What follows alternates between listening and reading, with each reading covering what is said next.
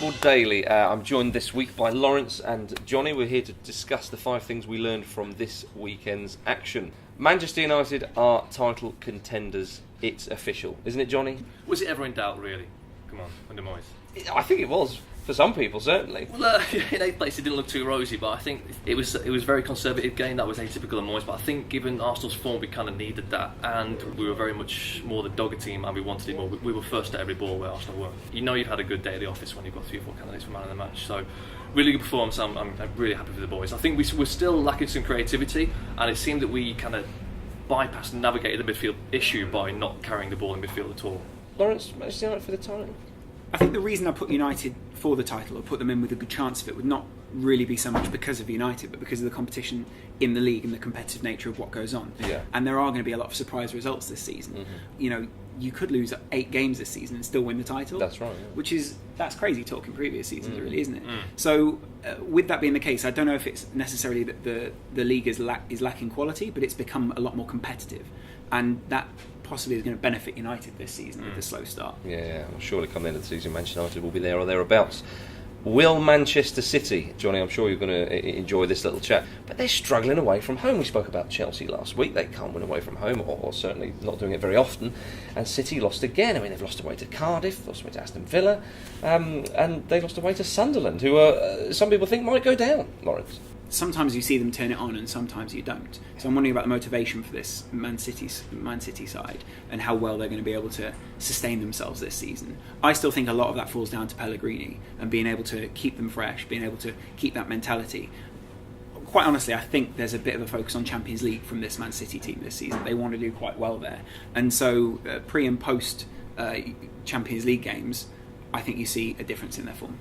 Yeah, the back line certainly has taken a bit of not company being out for so long. Is a massive miss, no doubt. But that front line shouldn't struggle to score goals, Johnny. Not really. They were without David Silva, who they certainly missed, a playmaker. Yeah. But I mean, what can your excuses be when you've got Aguero, Yaya Toure, who's just in the form of his life at the moment? That's right. And Jesus Navas with his pace, and Yeah. we saw his And great Dzeko's crosses. just come on a number of Dzeko's times gone, before. yeah. Casually bring on the top class striker, who's Exactly, your third choice.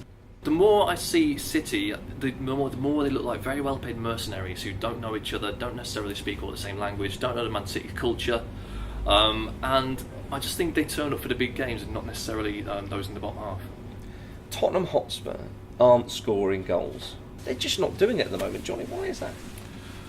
It's hard to say, isn't it? I think the one focus you've got to look at is Roberto Soldado. Yes. From Valencia. He's just not really looking at it like he's at the races. He's a big burly guy, so he should be quite suited to the English game. Yeah. Whether or not he's just quite exhausted by the pace of it. Yeah. That could well be the case.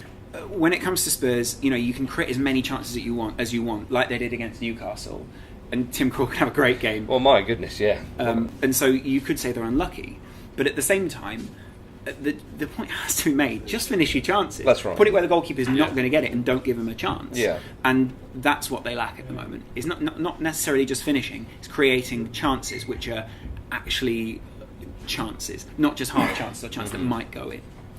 Southampton are challenging for a European place. They are. They're 3 points off the top. Johnny, are they going to finish in the top 4, maybe? The top 5? The top 6? I think not. I mean, it's a very romantic notion. I really like what they're doing. Fantastic attacking play. But it's a case of if you look past those great individuals, they've got Lallana, Rodriguez, Lambert, a great back four, and 2 fantastic holders in Schneiderlin and Wanyama. When you look beyond that, they don't really have a great squad. And we all know the Premier League is very much a squad game. Okay. So I think that's where they're going to come unstuck. It'd be unfortunate for them because I think it's a great story. Southampton actually seem to be being quite realistic about this. They're saying 3 seasons, we reckon we can get in the Champions League. Yeah. So if you set that out as a goal, they're more than on target for that right now, I think. In Italy, Juventus beat Napoli 3-0, brushed them aside. The second team played the third place team. Of course, they were first and second last season. Roma are still top, but Juventus got a bit of ground back there. Juventus looking very strong. Still the team to beat, perhaps, despite Roma being unbeaten this season so far. Roma are the team to beat in Serie A this season because they haven't lost. Okay, fair enough. And Juve have only lost 1 game, having Yeah. said that. They've got the same amount of wins and only 1 draw less. So I'd say they've been unlucky to not have a similar record to Roma this season. They still play great football. Are they going for their 3rd title in a row here? I think it's something like I that, think yeah. so. The only thing that might not serve them so well is that Roma don't have that big European weight on their shoulders this season, and Juve do. and also they want to be building for the future. I think January could be quite a critical time for Juventus this season. Well, certainly playing some fantastic stuff at the moment in Serie A. Thanks very much for watching. That's all we've got time for this week. Thanks to Lawrence and Johnny, of course. Well done, chaps. Excellent stuff. Do leave your comments below and join us next time.